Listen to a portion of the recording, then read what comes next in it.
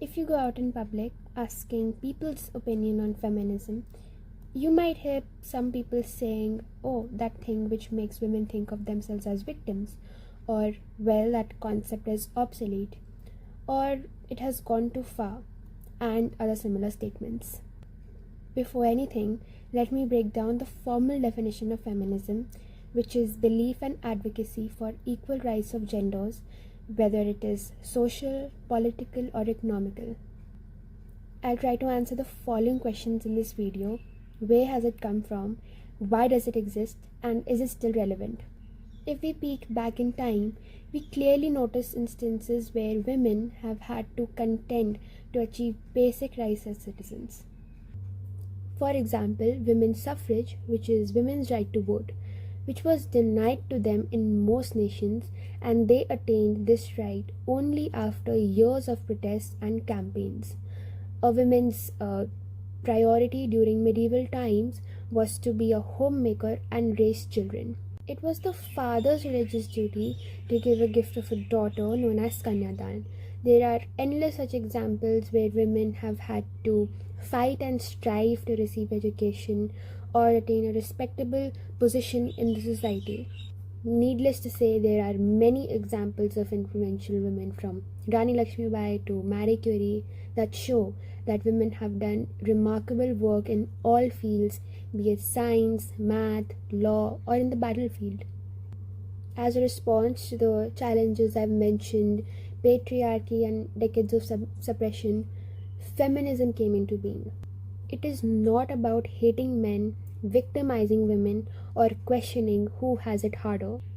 It is, in fact, simply about believing that both men and women can thrive in the same society, be allowed to make choices for themselves without being scrutinized, or having to contend to explain who they aspire to be or how they currently are. It is about freedom of choice without being challenged. Without any doubt, we have come far as a society. Women enjoy essential rights. They can own properties without the supervision of a male family member. India has started recruiting women in the armed forces for several years, and now through the NDA, which is the National Defence Academy. There have been several legal and administrative reforms as a measure to eradicate discrimination both in India and abroad. However, we cannot ignore that in many parts of our country as well as the world, there are still double standards. Traits like strength, physical toughness, and emotional restraint are traditionally associated with masculinity. Also, in many households, boys and girls are still raised differently, where the latter has to be more vigilant, always on high alert of her surroundings. Her clothes might be a subject of determination of her character in discussions of uncles and aunties, or be an invitation for a man to stare. It is not the same for a male. Many women have to leave their jobs or in order to take care of their children or take care of their household, which deprives them of their financial independence. For many, marriage is the end of their career despite being educated. Again, there are men who contribute equally in the house or quit their jobs to take up the household responsibility, but the number is far too less. This can be solved by equitable division of household responsibilities, where no one has to leave their job and both can contribute equally in the house. When duties are shared among the members of the house, one member is not unduly overburdened. Chores like cooking and cleaning should be considered core life skills rather than female-oriented tasks, because regardless of gender, it would be difficult for anyone to survive in today's world. If we look at the economical aspect, one issue is pay parity.